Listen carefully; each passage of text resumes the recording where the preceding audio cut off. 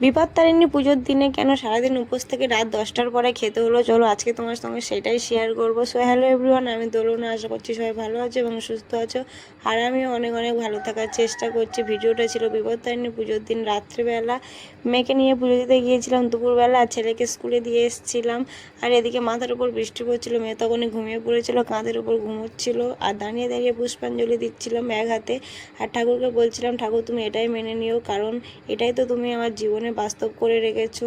তো তারপরে এদিকে রাত্রিবেলা ওকে ঘুম পাড়িয়ে দিয়েছিলাম 8টার পরে। তারপরে আলু মটরটা সেদ্ধ বসিয়ে দিয়েছিলাম। আলু মটরটা একটু সেদ্ধ হতে বাকি ছিল বলে ময়দাটা মাখিয়ে নিচ্ছিলাম। ময়দাটা মাখাতে লবণ আর সাদা তেল দিয়ে ময়াম দিয়েছিলাম, আর জল দিয়ে অল্প অল্প করে ভালো করে মেখে ঢাকা দিয়ে কিছুক্ষণ রেখে দিয়েছিলাম।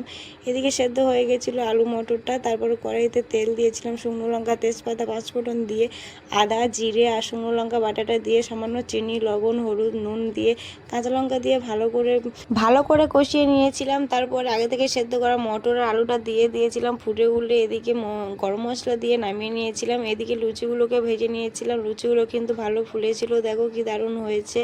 আর ভিডিওটা কেমন লাগলো অবশ্যই সবাই কমেন্টে জানাবে, আর ভিডিওটা ভালো লাগলে